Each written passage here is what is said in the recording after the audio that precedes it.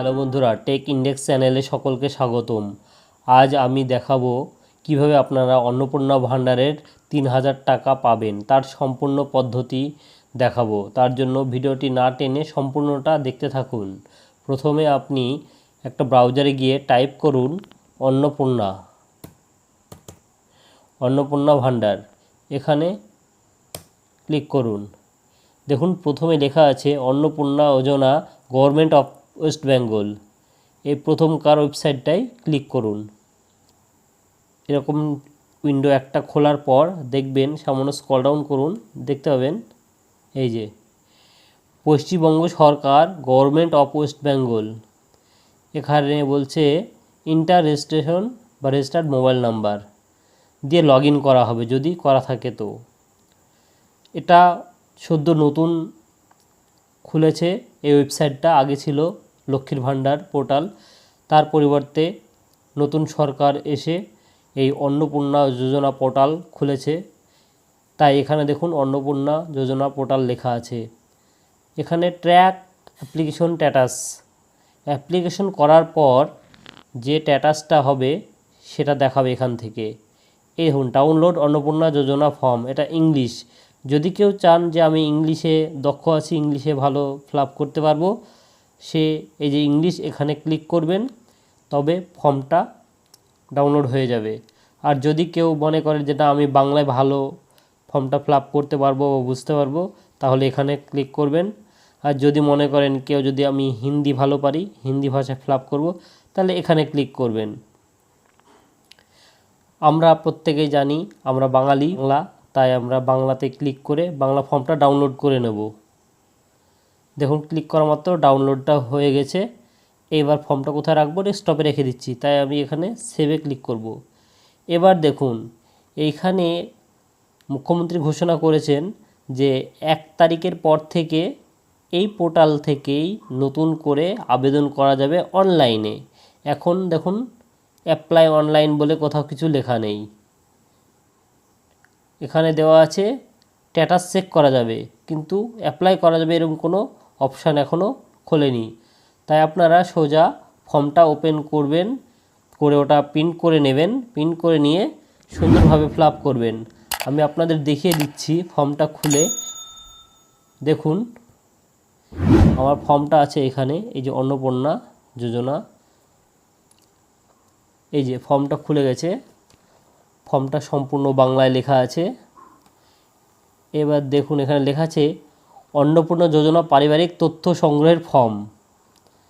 সমস্ত তথ্য এখানে দিতে হবে। এই যে 1 নম্বর পরিবারের প্রধানের নাম, যে আবেদন করবে তার পরিবারের প্রধান যে তার নাম লিখতে হবে। জন্ম তারিখ, পরিবারের প্রধানের জন্ম তারিখ, পরিবার প্রধানের আধার নম্বর, ডিজিটাল রেশন কার্ডের আইডি। আপনারা জানেন হয়তো প্রত্যেকের রেশন কার্ড আছে, ডিজিটাল রেশন কার্ড। সেই রেশন কার্ডের যে ফ্যামিলির মেন আইডি, সেই আইডিটা এখানে বসাতে হবে। পরিবারের সদস্য সংখ্যা, পরিবারে কটা মোট সদস্য আছে, সমস্ত এখানে নির্ভুল তথ্য দিতে হবে। সামনে স্ক্রল ডাউন করে দেখি, এই যে ঠিকানা, যোগাযোগ নাম্বার এখানে দিতে হবে।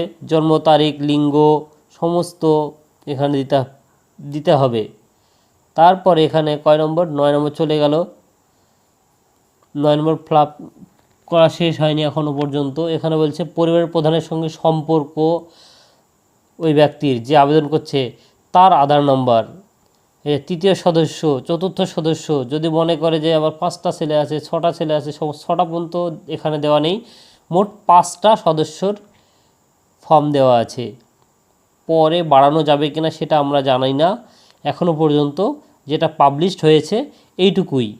এখানে 10 নম্বর কলমে বলছে পরিবারের প্রধান এবং পরিবারের সকল প্রাপ্তবয়স্ক সদস্যর ব্যাংক অ্যাকাউন্ট নাম্বার। এটা একটা গুরুত্বপূর্ণ বিষয়।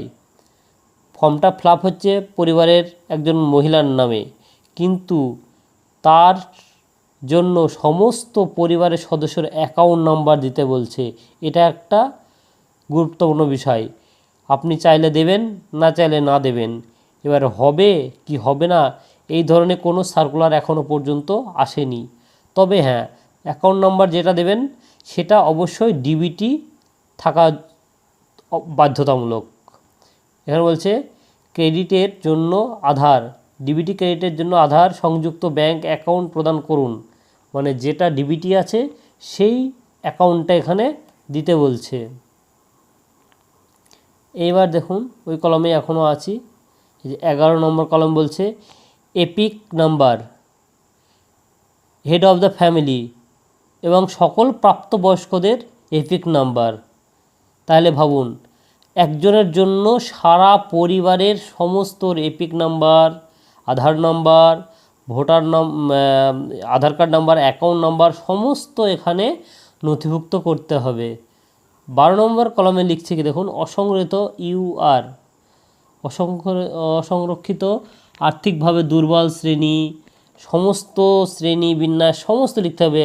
ওবিসি না এসটি না এসসি সমস্ত এখানে দিতে হবে।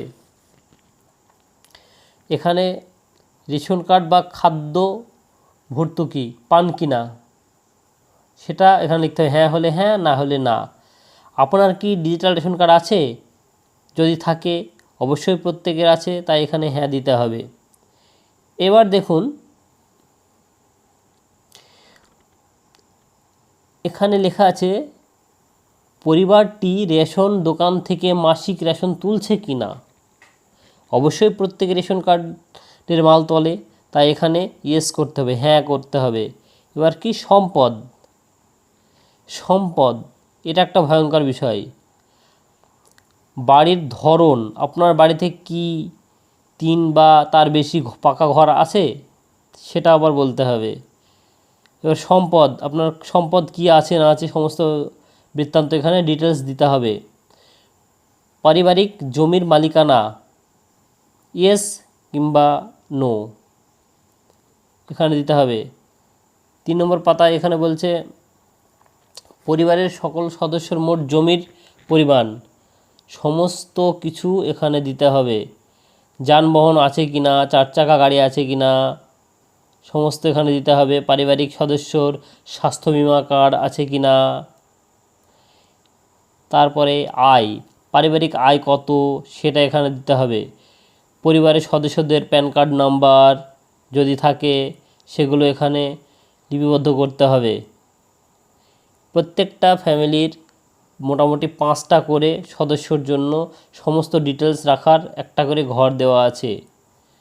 এখানে বলছে পরিবারের শিক্ষিত প্রাপ্তবয়স্ক সদস্যের সংখ্যা এবং পরিবারের অশিক্ষিত প্রাপ্তবয়স্ক সদস্যের সংখ্যা।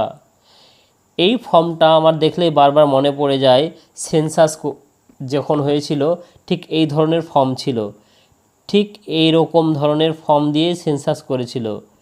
এটা কি সত্যি অন্নপূর্ণা ভাণ্ডারের ফর্ম নাকি সমস্ত সেন্সাসের ফর্ম আমরা নিজেও জানি না, তবে এটাই পাবলিশড করা হয়েছে তাই আপনাদের এখানে দেখাচ্ছি। আপনারা সমস্ত ফর্মটি নির্ভুল ফিলআপ করবেন এবং আমি একটা কথা বারবার বলবো, আপনারা চাইলে সমস্ত ডিটেলস দিতেও পারেন, না দিতেও পারেন।